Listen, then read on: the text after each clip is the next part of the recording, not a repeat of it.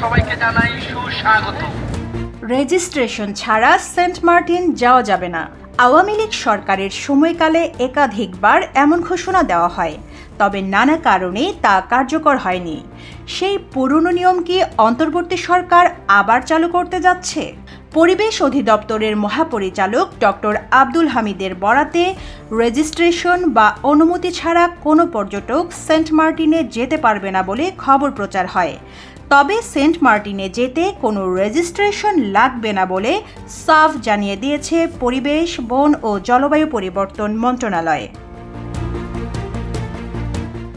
বৃহস্পতিবার রাতে মন্ত্রণালয়ের পাঠানো এক জরুরি সংবাদ বিজ্ঞপ্তিতে বলা হয়, সেন্ট মার্টিনে যেতে রেজিস্ট্রেশন করতে হবে এ শিরোনামে বিভিন্ন গণমাধ্যমে খবর প্রচারিত হচ্ছে, যা পরিবেশ, বন ও জলবায়ু পরিবর্তন মন্ত্রণালয়ের দৃষ্টি আকর্ষণ করেছে। প্রকৃতপক্ষে সেন্ট মার্টিনে যেতে রেজিস্ট্রেশন করতে হবে এমন কোনো সিদ্ধান্ত গ্রহণ করেনি মন্ত্রণালয় বা পরিবেশ অধিদপ্তর।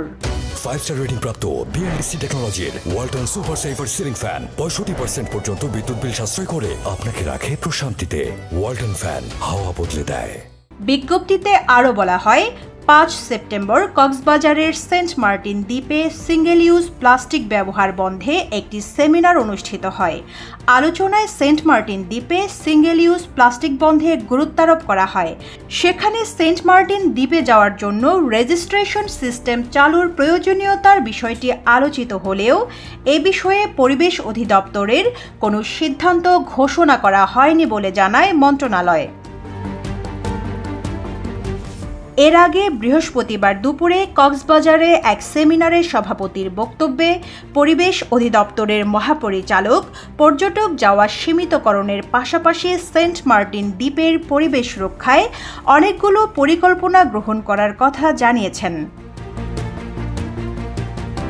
তিনি বলেন, প্রবাল দ্বীপ, সেন্ট মার্টিন ও দ্বীপের পরিবেশ রক্ষায় বেশ কিছু পরিকল্পনা গ্রহণ করা হয়েছে।